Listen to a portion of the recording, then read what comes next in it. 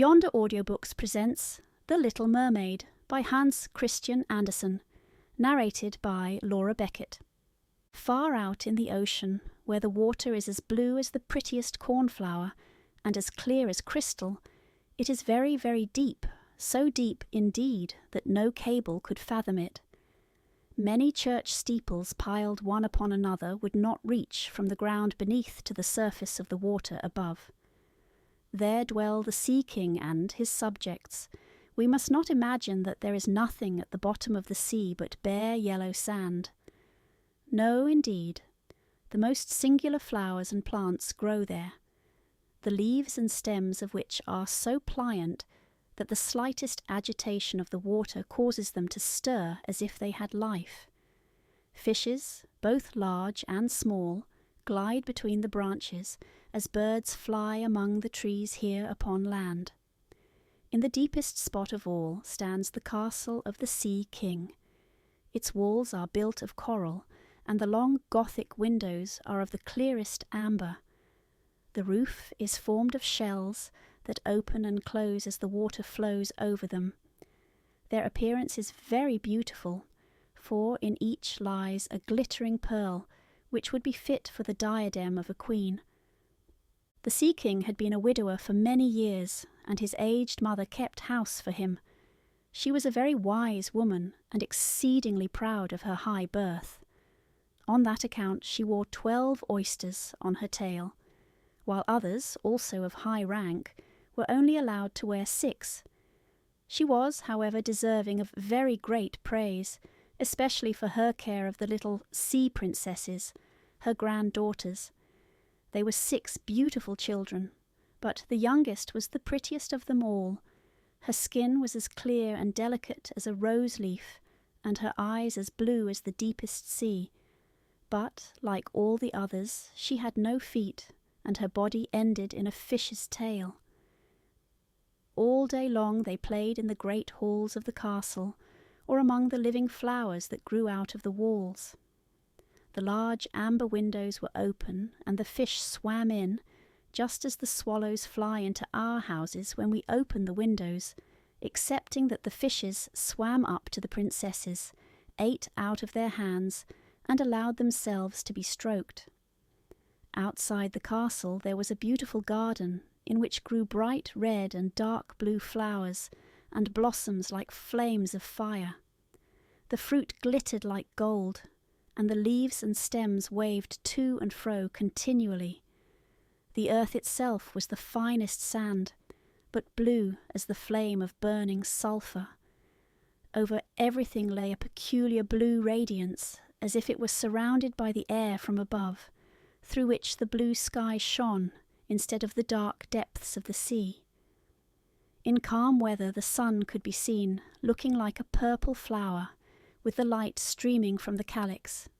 Each of the young princesses had a little plot of ground in the garden, where she might dig and plant as she pleased. One arranged her flower bed into the form of a whale, another thought it better to make hers like the figure of a little mermaid, but that of the youngest was round like the sun, and contained flowers as red as his rays at sunset. She was a strange child, quiet and thoughtful, and while her sisters would be delighted with the wonderful things which they obtained from the wrecks of vessels, she cared for nothing but her pretty red flowers, like the sun, excepting a beautiful marble statue. It was the representation of a handsome boy, carved out of pure white stone, which had fallen to the bottom of the sea from a wreck. She planted by the statue a rose-coloured weeping willow. It grew splendidly and very soon hung its fresh branches over the statue, almost down to the blue sands. The shadow had a violet tint and waved to and fro like the branches. It seemed as if the crown of the tree and the root were at play, and trying to kiss each other. Nothing gave her so much pleasure as to hear about the world above the sea. She made her old grandmother tell her all she knew of the ships and of the towns, the people and the animals. To her it seemed most wonderful and beautiful to hear that the flowers of the land should have fragrance, and not those below the sea, that the trees of the forest should be green, and that the fishes among the trees could sing so sweetly that it was quite a pleasure to hear them. Her grandmother called the little birds fishes, or she would not have understood her, for she had never seen birds. "When you have reached your 15th year," said the grandmother, "you will have permission to rise up out of the sea, to sit on the rocks in the moonlight, while the great ships are sailing by, and then you will see both forests and towns." In the following year, one of the sisters would be 15, but as each was a year younger than the other, the youngest would have to wait 5 years before her turn came to rise up from the bottom of the ocean and see the earth as we do. However, each promised to tell the others what she saw on her first visit, and what she thought the most beautiful, for their grandmother could not tell them enough. There were so many things on which they wanted information. None of them longed so much for her turn to come as the youngest, she who had the longest time to wait, and who was so quiet and thoughtful. Many nights she stood by the open window, looking up through the dark blue water and watching the fish as they splashed about with their fins and tails. She could see the moon and stars shining faintly, but through the water they looked larger than they do to our eyes. When something like a black cloud passed between her and them, she knew that it was either a whale swimming over her head or a ship full of human beings, who never imagined that a pretty little mermaid was standing beneath them, holding out her white hands towards the keel of their ship. As soon as the eldest was 15, she was allowed to rise to the surface of the ocean. When she came back, she had hundreds of things to talk about, but the most beautiful, she said, was to lie in the moonlight on a sandbank in the quiet sea near the coast, and to gaze on a large town nearby, where the lights were twinkling like hundreds of stars, to listen to the sounds of the music, the noise of carriages, and the voices of human beings, and then to hear the merry bells peal out from the church steeples. And because she could not go near to all those wonderful things, she longed for them more than ever. Oh, did not the youngest sister listen eagerly to all these descriptions? And afterwards, when she stood at the open window looking up through the dark blue water, she thought of the great city, with all its bustle and noise, and even fancied she could hear the sound of the church bells down in the depths of the sea. In another year, the second sister received permission to rise to the surface of the water and to swim about where she pleased. She rose just as the sun was setting, and this, she said, was the most beautiful sight of all. The whole sky looked like gold, while violet and rose-coloured clouds, which she could not describe, floated over her. And still more rapidly than the clouds flew a large flock of wild swans towards the setting sun, looking like a long white veil across the sea. She also swam towards the sun, but it sunk into the waves, and the rosy tints faded from the clouds and from the sea. The third sister's turn followed. She was the boldest of them all, and she swam up a broad river that emptied itself into the sea. On the banks she saw green hills covered with beautiful vines. Palaces and castles peeped out from amid the proud trees of the forest. She heard the birds singing, and the rays of the sun were so powerful that she was obliged often to dive down under the water to cool her burning face. In a narrow creek she found a whole troop of little human children, quite naked and sporting about in the water. She wanted to play with them, but they fled in a great fright. And then a little black animal came to the water. It was a dog, but she did not know that, for she had never before seen one. This animal barked at her so terribly that she became frightened and rushed back to the open sea. But she said she should never forget the beautiful forest, the green hills, and the pretty little children who could swim in the water, although they had not fishes' tails. The fourth sister was more timid. She remained in the midst of the sea, but she said it was quite as beautiful there as nearer the land. She could see for so many miles around her, and the sky above looked like a bell of glass. She had seen the ships, but at such a great distance that they looked like seagulls. The dolphins sported in the waves, and the great whales spouted water from their nostrils, till it seemed as if 100 fountains were playing in every direction. The fifth sister's birthday occurred in the winter, so when her turn came, she saw what the others had not seen the first time they went up. The sea looked quite green, and large icebergs were floating about, each like a pearl, she said, but larger and loftier than the churches built by men. They were of the most singular shapes, and glittered like diamonds. She had seated herself upon one of the largest, and let the wind play with her long hair, and she remarked that all the ships sailed by rapidly, and steered as far away as they could from the iceberg, as if they were afraid of it. Towards evening, as the sun went down, dark clouds covered the sky. The thunder rolled, and the lightning flashed, and the red light glowed on the icebergs as they rocked and tossed on the heaving sea. On all the ships the sails were reefed with fear and trembling, while she sat calmly on the floating iceberg, watching the blue lightning as it darted its forked flashes into the sea.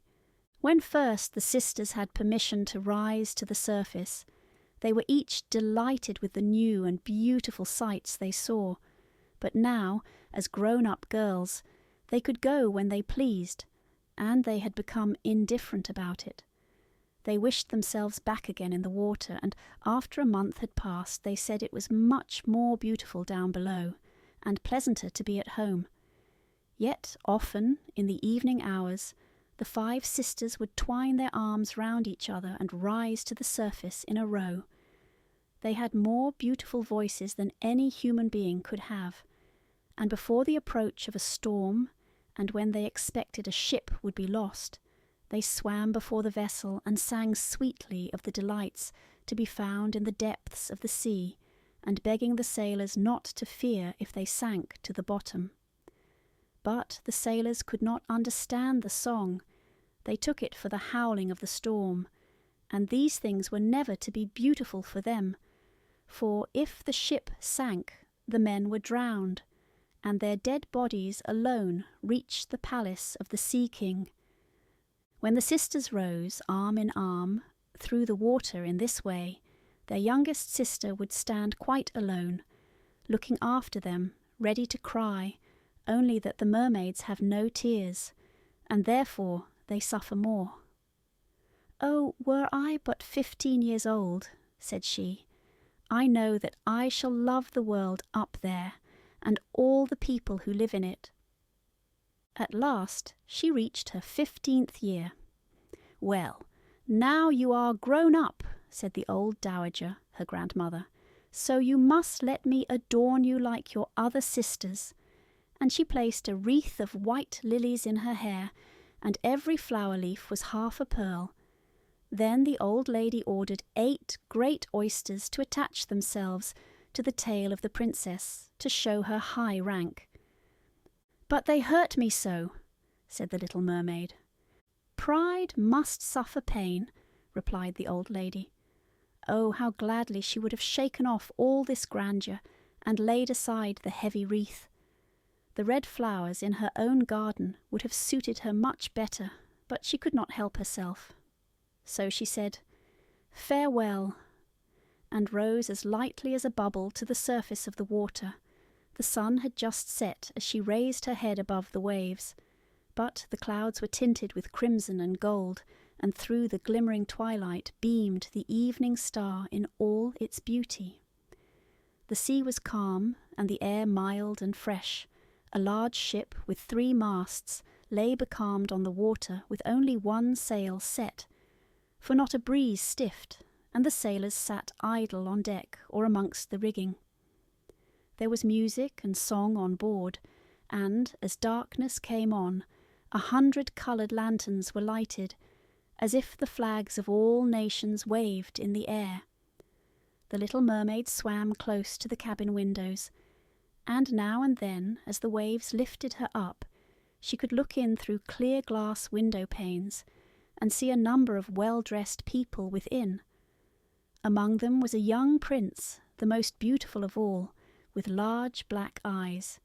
He was 16 years of age, and his birthday was being kept with much rejoicing. The sailors were dancing on deck, but when the prince came out of the cabin, more than 100 rockets rose in the air, making it as bright as day.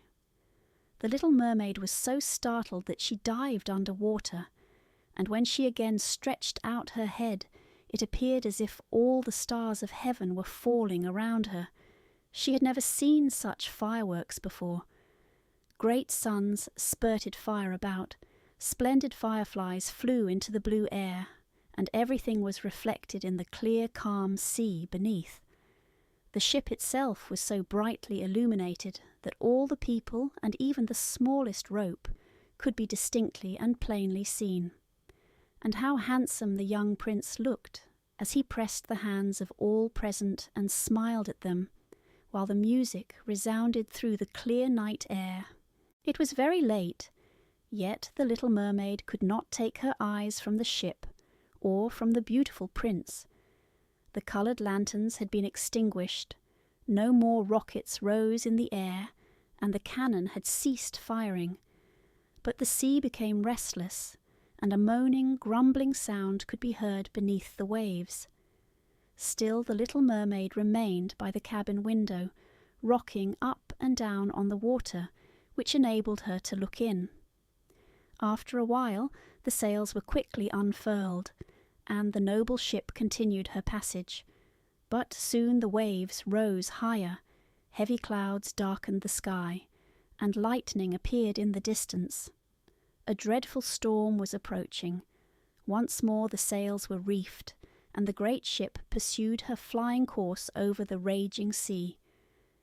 The waves rose mountains high, as if they would have overtopped the mast, but the ship dived like a swan between them, and then rose again on their lofty, foaming crests.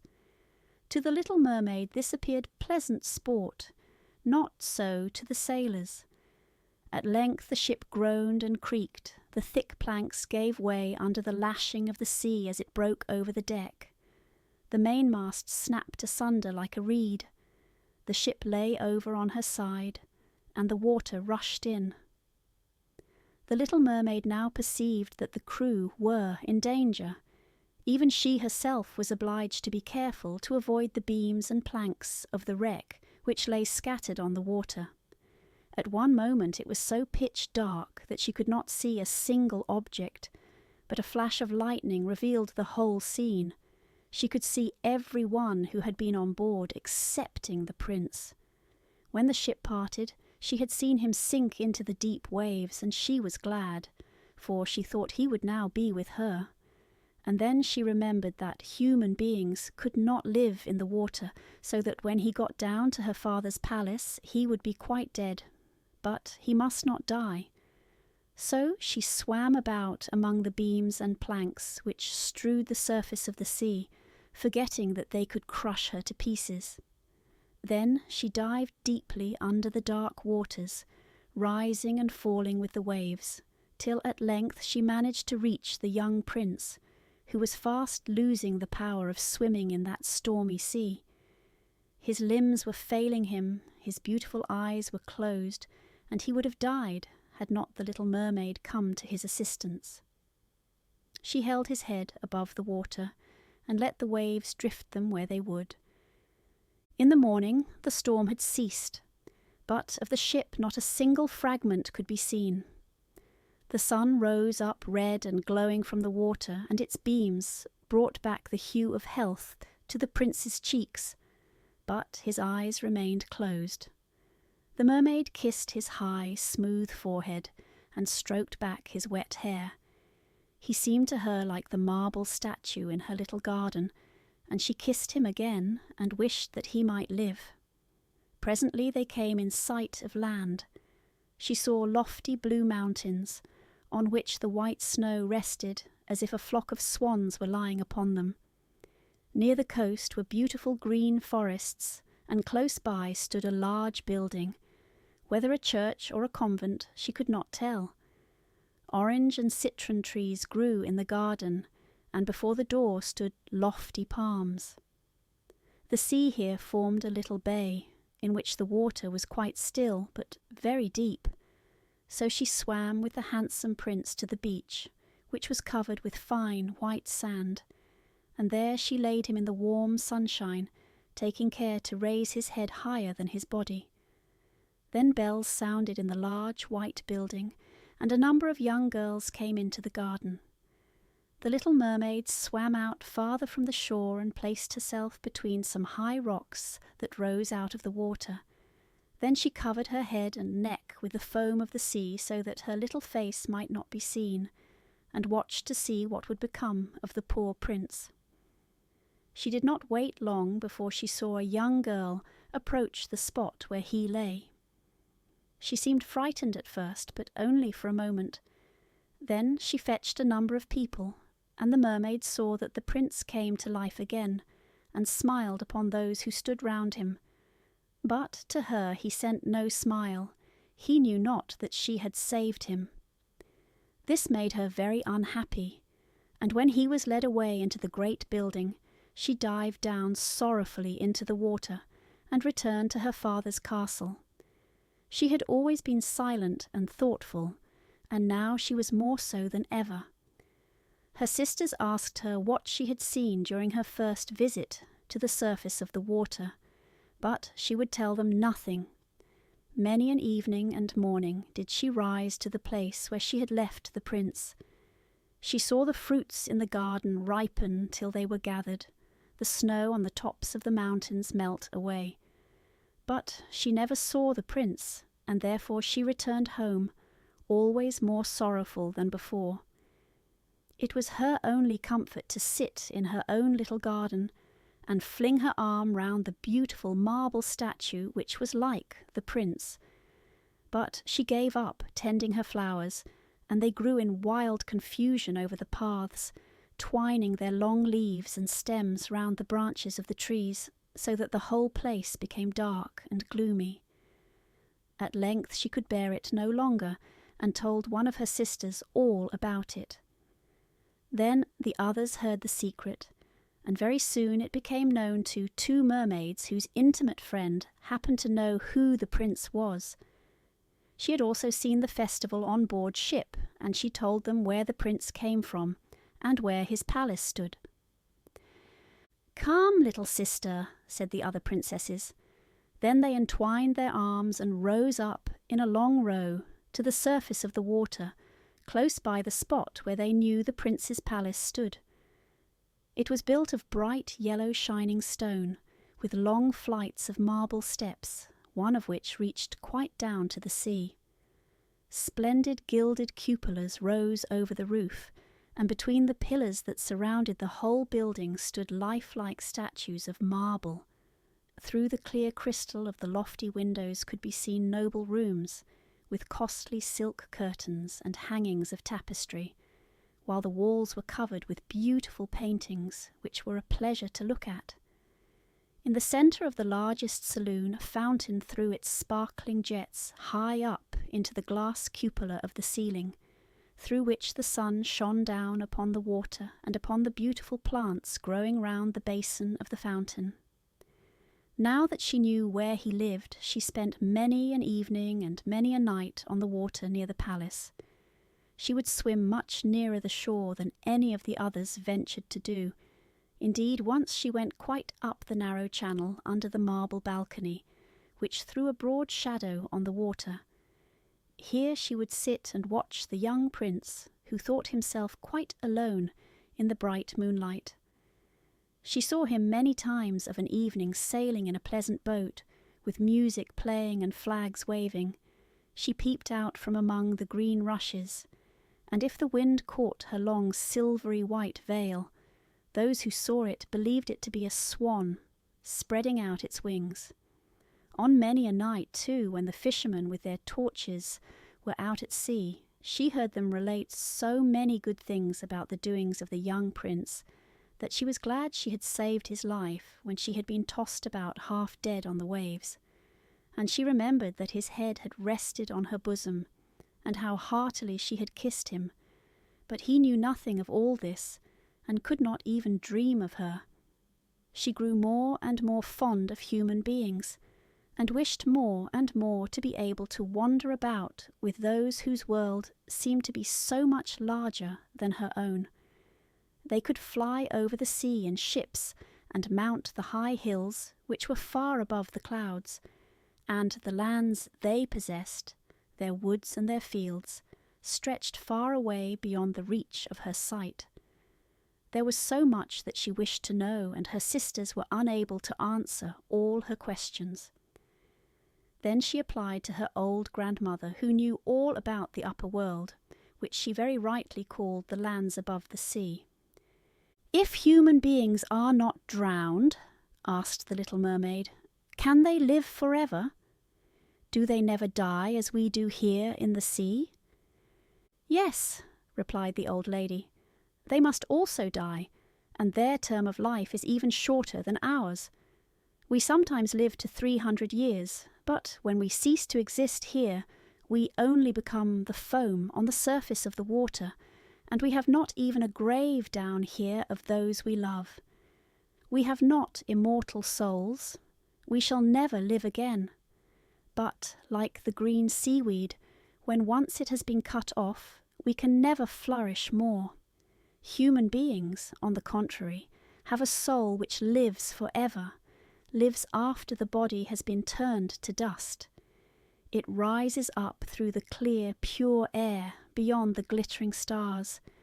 As we rise out of the water and behold all the land of the earth, so do they rise to unknown and glorious regions which we shall never see." "Why have not we an immortal soul?" asked the little mermaid mournfully.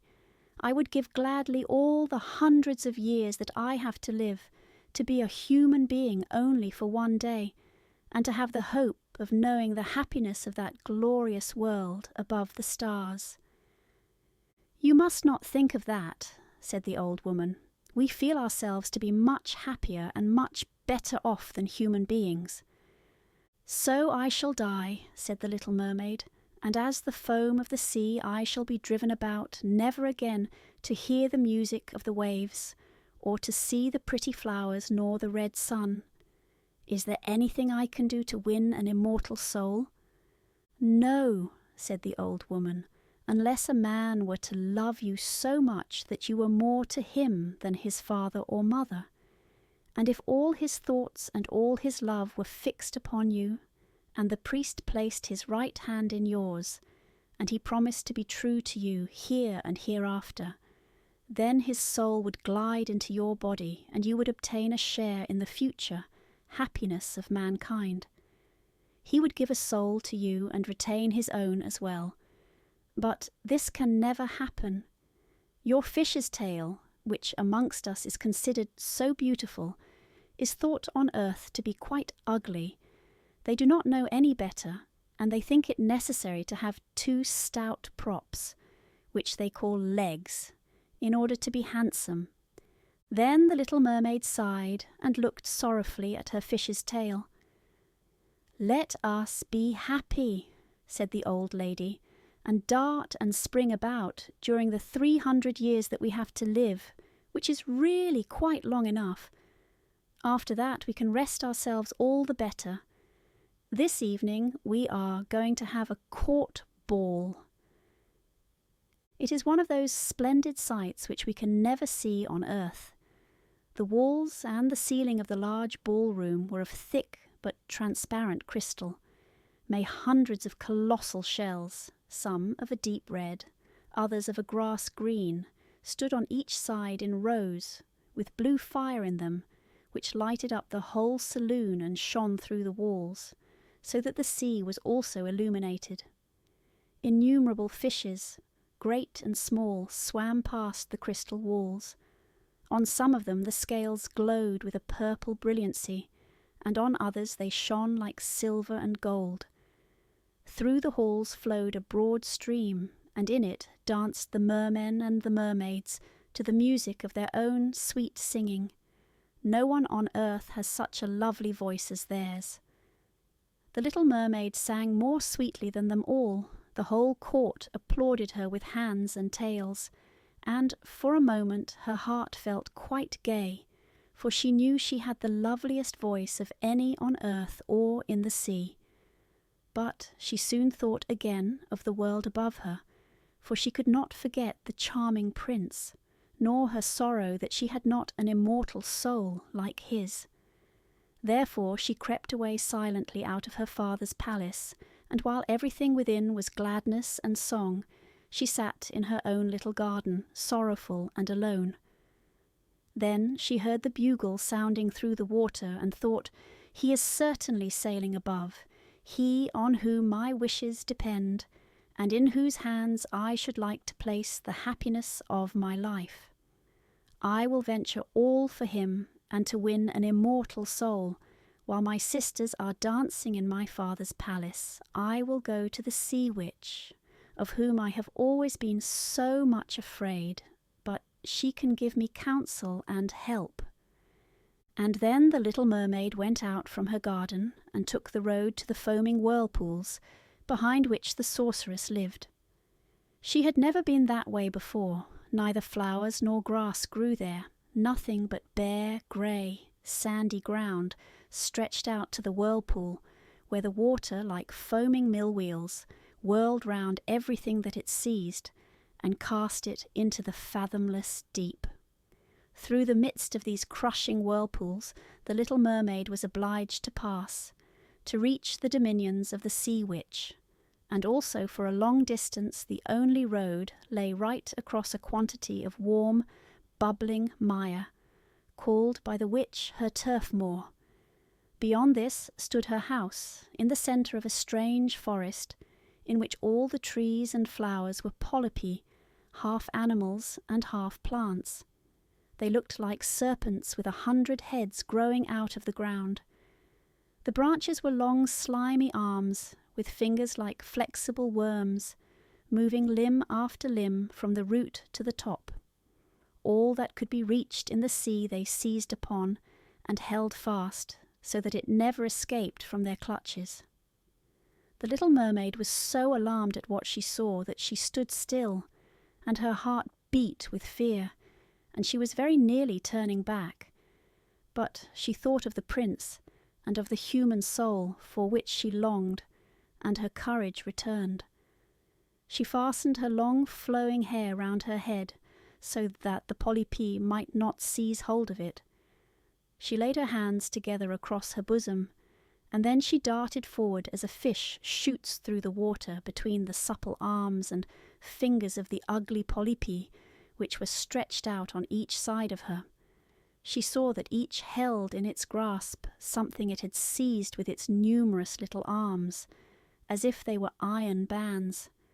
The white skeletons of human beings who had perished at sea and had sunk down into the deep waters, skeletons of land animals, oars, rudders, and chests of ships were lying tightly grasped by their clinging arms, even a little mermaid, whom they had caught and strangled. And this seemed the most shocking of all to the little princess. She now came to a space of marshy ground in the wood, where large, fat water snakes were rolling in the mire and showing their ugly, drab-coloured bodies. In the midst of this spot stood a house built with the bones of shipwrecked human beings. There sat the sea witch, allowing a toad to eat from her mouth, just as people sometimes feed a canary with a piece of sugar. She called the ugly water snakes her little chickens, and allowed them to crawl all over her bosom. "I know what you want," said the sea witch. "It is very stupid of you, but you shall have your way, and it will bring you to sorrow, my pretty princess. You want to get rid of your fish's tail, and to have 2 supports instead of it, like human beings on earth, so that the young prince may fall in love with you, and that you may have an immortal soul. And then the witch laughed so loud and disgustingly that the toad and the snakes fell to the ground and lay there wriggling about. "You are but just in time," said the witch, "for after sunrise tomorrow I should not be able to help you till the end of another year. I will prepare a draught for you, with which you must swim to land tomorrow before sunrise and sit down on the shore and drink it. Your tail will then disappear and shrink up into what mankind calls legs, and you will feel great pain as if a sword were passing through you. But all who see you will say that you are the prettiest little human being they ever saw. You will still have the same floating gracefulness of movement, and no dancer will ever tread so lightly. But at every step you take it will feel as if you were treading upon sharp knives, and that the blood must flow. If you will bear all this, I will help you." "Yes, I will," said the little princess in a trembling voice, as she thought of the prince and the immortal soul. "But think again," said the witch, "for when once your shape has become like a human being, you can no more be a mermaid. You will never return through the water to your sisters or to your father's palace again. And if you do not win the love of the prince, so that he is willing to forget his father and mother for your sake, and to love you with his whole soul, and allow the priest to join your hands that you may be man and wife, then you will never have an immortal soul. The first morning after he marries another your heart will break, and you will become foam on the crest of the waves." "I will do it," said the little mermaid, and she became pale as death. "But I must be paid also," said the witch, "and it is not a trifle that I ask. You have the sweetest voice of any who dwell here in the depths of the sea, and you believe that you will be able to charm the prince with it also. But this voice you must give to me. The best thing you possess will I have for the price of my draught. My own blood must be mixed with it, that it may be as sharp as a two-edged sword." "But if you take away my voice," said the little mermaid, "what is left for me? Your beautiful form, your graceful walk, and your expressive eyes, surely with these you can enchain a man's heart. Well, have you lost your courage? Put out your little tongue that I may cut it off as my payment. Then you shall have the powerful draught." "It shall be," said the little mermaid. Then the witch placed her cauldron on the fire to prepare the magic draught. "Cleanliness is a good thing," said she, scouring the vessel with snakes, which she had tied together in a large knot. Then she pricked herself in the breast and let the black blood drop into it. The steam that rose formed itself into such horrible shapes that no one could look at them without fear. Every moment the witch threw something else into the vessel, and when it began to boil, the sound was like the weeping of a crocodile. When at last the magic draught was ready, it looked like the clearest water. "There it is for you," said the witch. Then she cut off the mermaid's tongue so that she became dumb and would never again speak or sing. "If the polypi should seize hold of you as you return through the wood," said the witch, "throw over them a few drops of the potion, and their fingers will be torn into 1,000 pieces."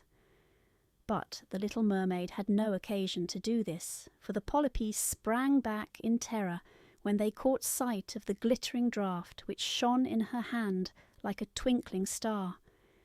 So she passed quickly through the wood and the marsh, and between the rushing whirlpools. She saw that in her father's palace the torches in the ballroom were extinguished, and all within asleep. But she did not venture to go in to them, for now she was dumb and going to leave them forever. She felt as if her heart would break. She stole into the garden, took a flower from the flower beds of each of her sisters, kissed her hand 1,000 times towards the palace, and then rose up through the dark blue waters. The sun had not risen when she came in sight of the prince's palace and approached the beautiful marble steps, but the moon shone clear and bright. Then the little mermaid drank the magic draught, and it seemed as if a two-edged sword went through her delicate body. She fell into a swoon and lay, like one, dead. When the sun arose and shone over the sea, she recovered and felt a sharp pain. But just before her stood the handsome young prince. He fixed his coal-black eyes upon her so earnestly that she cast down her own, and then became aware that her fish's tail was gone, and that she had as pretty a pair of white legs and tiny feet as any little maiden could have. But she had no clothes, so she wrapped herself in her long, thick hair. The prince asked her who she was, and where she came from, and she looked at him mildly and sorrowfully with her deep blue eyes. But she could not speak. Every step she took was as the witch had said it would be. She felt as if treading upon the points of needles or sharp knives, but she bore it willingly, and stepped as lightly by the prince's side as a soap bubble, so that he and all who saw her wondered at her graceful swaying movements. She was very soon arrayed in costly robes of silk and muslin, and was the most beautiful creature in the palace, but she was dumb, and could neither speak nor sing. Beautiful female slaves, dressed in silk and gold, stepped forward and sang before the prince and his royal parents. One sang better than all the others, and the prince clapped his hands and smiled at her. This was great sorrow to the little mermaid. She knew how much more sweetly she herself could sing once, and she thought, "Oh, if he could only know that! I have given away my voice forever, to be with him." The slaves next performed some pretty fairy-like dances, to the sound of beautiful music. Then the little mermaid raised her lovely white arms, stood on the tips of her toes, and glided over the floor and danced as no one yet had been able to dance. At each moment her beauty became more revealed, and her expressive eyes appealed more directly to the heart than the songs of the slaves. Every one was enchanted, especially the prince, who called her his little foundling, and she danced again quite readily to please him, though each time her foot touched the floor it seemed as if she trod on sharp knives. The prince said she should remain with him always, and she received permission to sleep at his door on a velvet cushion. He had a page's dress made for her, that she might accompany him on horseback. They rode together through the sweet-scented woods, where the green boughs touched their shoulders, and the little birds sang among the fresh leaves.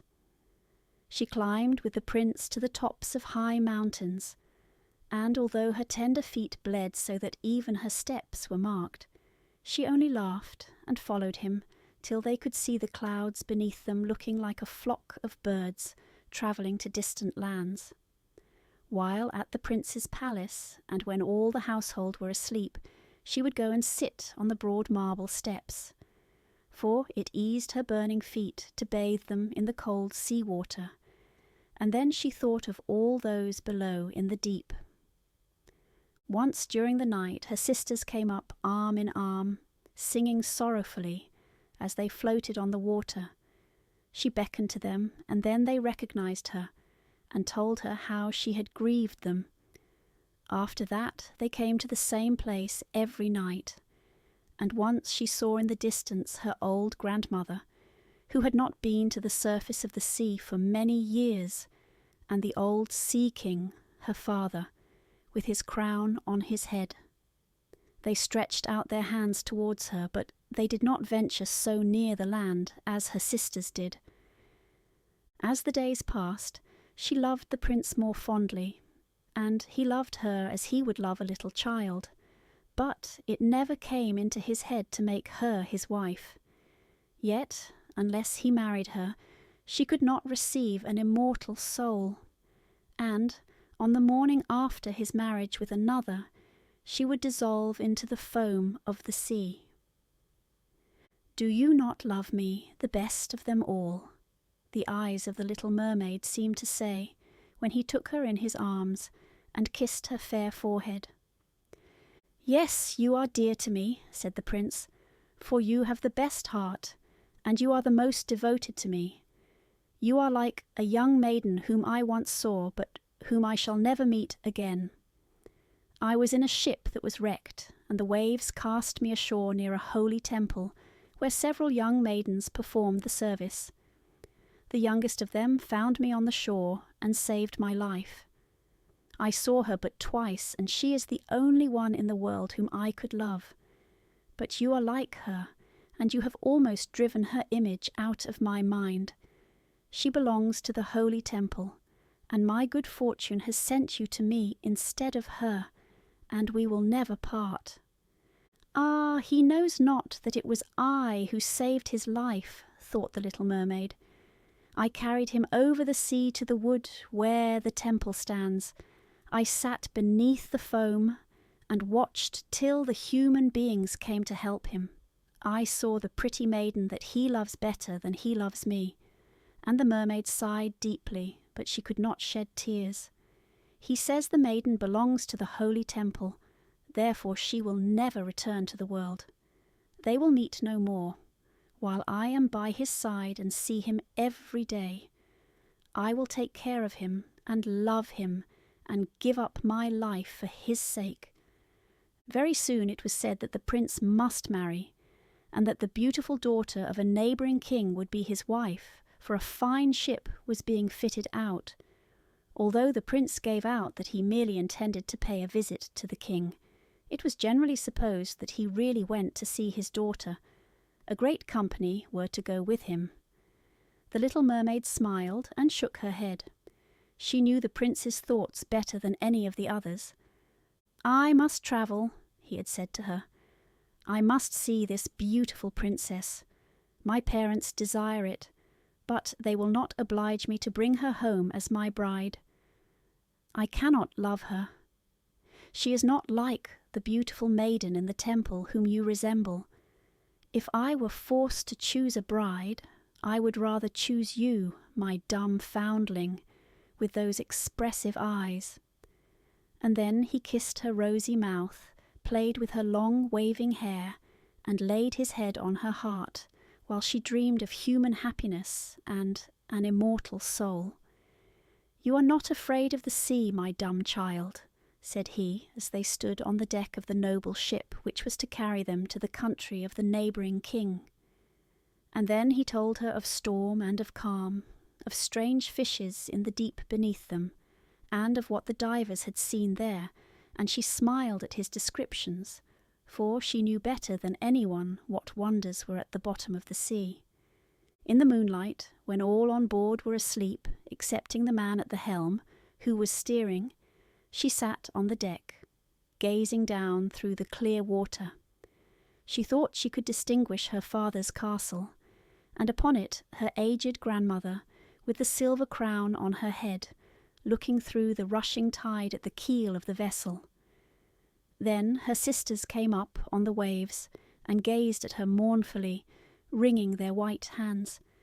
She beckoned to them and smiled, and wanted to tell them how happy and well off she was. But the cabin boy approached, and when her sisters dived down, he thought it was only the foam of the sea which he saw. The next morning the ship sailed into the harbour of a beautiful town belonging to the king whom the prince was going to visit. The church bells were ringing, and from the high towers sounded a flourish of trumpets, and soldiers with flying colours and glittering bayonets lined the rocks through which they passed. Every day was a festival. Balls and entertainments followed one another. But the princess had not yet appeared. People said that she was being brought up and educated in a religious house, where she was learning every royal virtue. At last she came. Then the little mermaid, who was very anxious to see whether she was really beautiful, was obliged to acknowledge that she had never seen a more perfect vision of beauty. Her skin was delicately fair, and beneath her long dark eyelashes her laughing blue eyes shone with truth and purity. "It was you," said the prince, "who saved my life when I lay dead on the beach," and he folded his blushing bride in his arms. "Oh, I am too happy," said he to the little mermaid. "My fondest hopes are all fulfilled. You will rejoice at my happiness, for your devotion to me is great and sincere." The little mermaid kissed his hand and felt as if her heart were already broken. His wedding morning would bring death to her, and she would change into the foam of the sea. All the church bells rung, and the heralds rode about the town proclaiming the betrothal. Perfumed oil was burning in costly silver lamps on every altar. The priests waved the censers, while the bride and bridegroom joined their hands and received the blessing of the bishop. The little mermaid, dressed in silk and gold, held up the bride's train, but her ears heard nothing of the festive music, and her eyes saw not the holy ceremony. She thought of the night of death which was coming to her, and of all she had lost in the world. On the same evening the bride and bridegroom went on board ship. Cannons were roaring, flags waving, and in the centre of the ship a costly tent of purple and gold had been erected. It contained elegant couches for the reception of the bridal pair during the night. The ship, with swelling sails and a favourable wind, glided away smoothly and lightly over the calm sea. When it grew dark, a number of coloured lamps were lit, and the sailors danced merrily on the deck. The little mermaid could not help thinking of her first rising out of the sea, when she had seen similar festivities and joys, and she joined in the dance, poised herself in the air as a swallow when he pursues his prey, and all present cheered her with wonder.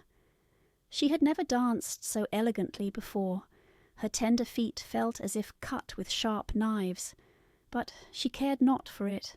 A sharper pang had pierced through her heart. She knew this was the last evening she should ever see the prince, for whom she had forsaken her kindred and her home. She had given up her beautiful voice, and suffered unheard of pain daily for him while he knew nothing of it. This was the last evening that she would breathe the same air with him, or gaze on the starry sky and the deep sea. An eternal night without a thought or a dream awaited her. She had no soul, and now she could never win one. All was joy and gaiety on board ship till long after midnight. She laughed and danced with the rest, while the thoughts of death were in her heart. The prince kissed his beautiful bride, while she played with his raven hair, till they went arm in arm to rest in the splendid tent. Then all became still on board the ship. The helmsman, alone awake, stood at the helm. The little mermaid leaned her white arms on the edge of the vessel, and looked towards the east for the first blush of morning, for that first ray of dawn that would bring her death. She saw her sisters rising out of the flood. They were as pale as herself, but their long beautiful hair waved no more in the wind, and had been cut off. "We have given our hair to the witch," said they, "to obtain help for you, that you may not die tonight. She has given us a knife. Here it is. See, it is very sharp. Before the sun rises you must plunge it into the heart of the prince. When the warm blood falls upon your feet, they will grow together again and form into a fish's tail, and you will be once more a mermaid, and return to us to live out your 300 years before you die and change into the salt sea foam. Haste, then. He or you must die before sunrise. Our old grandmother moans so for you, that her white hair is falling off from sorrow, as ours fell under the witch's scissors. Kill the prince and come back. Hasten. Do you not see the first red streaks in the sky? In a few minutes the sun will rise, and you must die." And then they sighed deeply and mournfully, and sank down beneath the waves. The little mermaid drew back the crimson curtain of the tent, and beheld the fair bride with her head resting on the prince's breast. She bent down and kissed his fair brow, then looked at the sky on which the rosy dawn grew brighter and brighter. Then she glanced at the sharp knife and again fixed her eyes on the prince, who whispered the name of his bride in his dreams. She was in his thoughts, and the knife trembled in the hand of the little mermaid. Then she flung it far away from her into the waves. The water turned red where it fell, and the drops that spurted up looked like blood. She cast one more lingering, half-fainting glance at the prince, and then threw herself from the ship into the sea, and thought her body was dissolving into foam.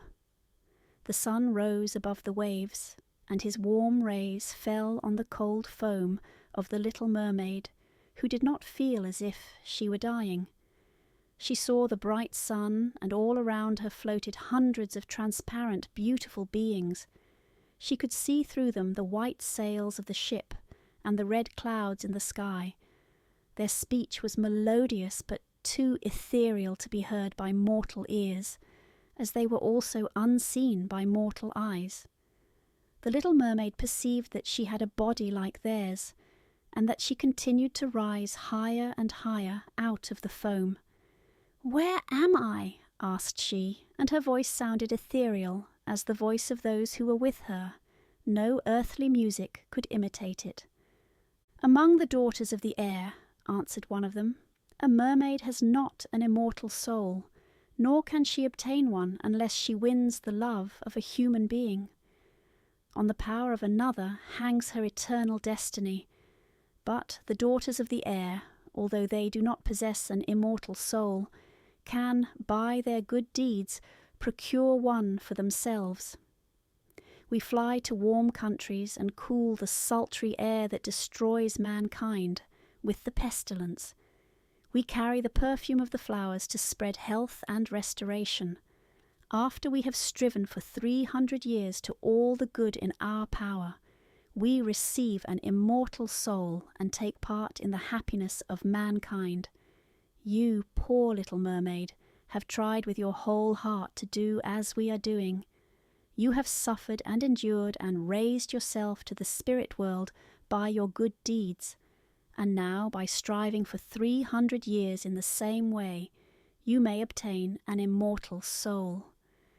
The little mermaid lifted her glorified eyes towards the sun and felt them for the first time filling with tears. On the ship in which she had left the prince there were life and noise. She saw him and his beautiful bride searching for her. Sorrowfully they gazed at the pearly foam as if they knew she had thrown herself into the waves. Unseen she kissed the forehead of her bride and fanned the prince, and then mounted with the other children of the air to a rosy cloud that floated through the ether. "After 300 years, thus shall we float into the kingdom of heaven," said she. "And we may even get there sooner," whispered one of her companions. "Unseen we can enter the houses of men, where there are children, and for every day on which we find a good child, who is the joy of his parents and deserves their love, our time of probation is shortened. The child does not know, when we fly through the room, that we smile with joy at his good conduct, for we can count 1 year less of our 300 years. But when we see a naughty or a wicked child, we shed tears of sorrow, and for every tear a day is added to our time of trial." Thank you for listening to this Yonder Audiobooks production. If you enjoyed this audiobook, be sure to explore more stories in our Yonder Books collection. Until next time, continue to journey beyond the pages.